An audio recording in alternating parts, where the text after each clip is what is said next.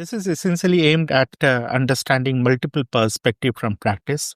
We come from academic perspective. We have got certain sets, and we want to hear from industry perspective what are the contemporary practices that are getting implemented in the industry, and so that we can jointly come together and little bit have more linkage, so that both of us can benefit little bit in the discussion and post discussion also.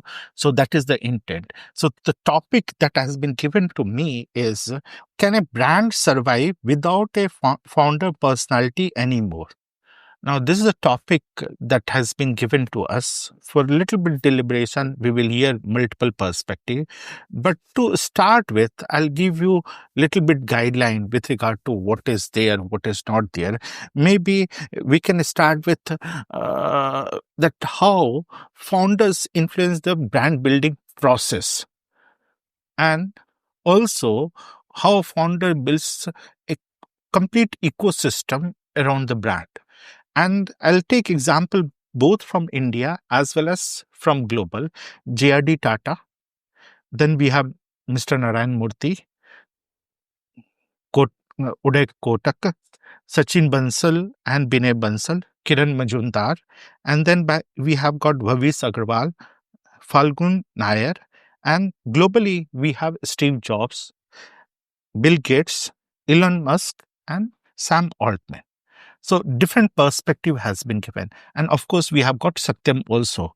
Raju Saab is also included in this domain. So with that perspective, I invite your views, how founders play a role in the brand building process and ultimately increasing brand equity of the. So founders actually, first of all, founders, I don't think they limit only to brand building or brand equity building per se. And they have a two-pronged actually impact. One is on the brand building per se, and the second is the org culture per se, and how they define the org culture, how they develop the people around them. And at the end of the day, it's the ecosystem that they build is then in the process, leads to the building of the brand. So I think that's the two-pronged approach. So and both are not desolate or isolated. Both actually, have a lot of intertwining and intertwining into, the everything that flows into it. I think that's where that's where it starts. And I'm not sure where it ends per se, but in the medium to long term, also the impact will be there always. Also, brand building per se is also a long-term process. So even if there is an impact of, say, a founder into a brand's identity, personality, and positioning, or the way it is, say, perceived by the consumer, it is also not completely impossible to take it, away from that, or, have its own standing. Because as I said, it's a continuous process. It evolves over a period of time.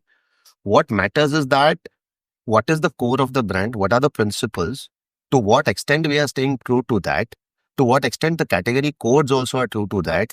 And are we in sync also with regards to the overall evolution, and is the brand per se evolving in that direction, irrespective of whether the founder evolves in that direction or not?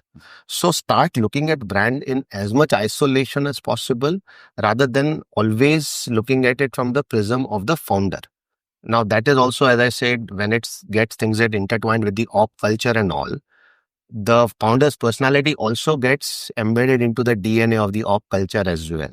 So in the long run, how that cultured org will be able to sort of desolate or isolate the brand journey, that's another interesting perspective. Two stream is there. One stream is we have got JRD Tata, Mr. JRD Tata, Mr. Narayan Murthy and his colleagues. On another stream, we have Elon Musk, Altman. So two different approaches taken. Contrasting approach. So when you talk about someone like Elon Musk, in the short run, that can create a huge cult. There's a huge following. But again, because if the founder himself or herself is larger than the brand, there can be pros and cons to it. You and I have a lot of friends in the US suddenly who said that I'm not going to drive a Tesla. Right? Because the guy is siding with Trump. So it can benefit you or it can go against you. To Saumil's point, how do you create a sustainable brand over the years which has to outlive the founder?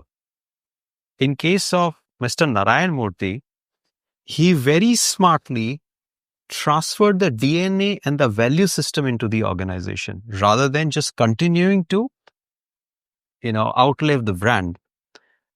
So that is important. When he was talking about culture, that resonated with me. And the previous discussion when Sandeep, you were talking about how do you get into the DNA and everybody is living that brand. That to me is more powerful. So in the short term, it can, Bhavish Agarwal, we will see what happens, right? So how do you create a legacy that lasts beyond that founder is more important. I think I'm thinking as I'm reflecting on what everybody's saying here. I think that obviously founders are founders because they come with that thought, right? And the idea.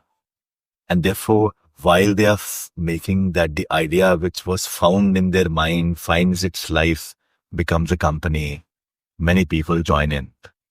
And therefore, what founders are standing for, and that is what is, you see the fire inside them, is that because it is their idea, the shape of the company reflects in them. And you see, anytime you look at them and they talk, and the passion comes through because of the ownership of the thought.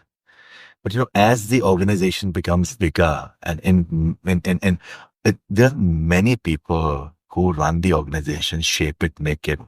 I think there's a saying which says it takes all kinds of people to make this world. The founders over a period of time will become smaller if they don't recognize the fact that many people are making and shaping their company. And therefore, over a period of time, the idea also has to multiply, because the idea will fall short in this changing. I mean, we talk about Bill Gates, but today's generation, when they look at Microsoft, aren't they thinking about the cloud computing which Satya Nadella is giving from the front? And they identify Microsoft as Satya Nadella.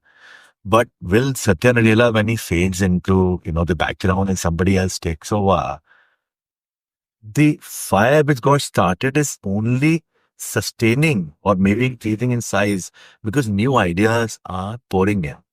Are these people not founders in their own respect? They're all founders, isn't it? And therefore, it's the confluence of good people, the confluence of new ideas, which keeps the earlier flame, burning strong and increasing in size, is my thought. And therefore, yes, a brand can survive without a founder's personality at all times, as long as, it has become self-sustaining, attracting ideas, build that execution culture. And then as just to quote Peter Drucker, that culture eats strategy for breakfast. At some level, culture takes over, attracts people, and keeps the engine running. Culture perspective, I was just forced to state.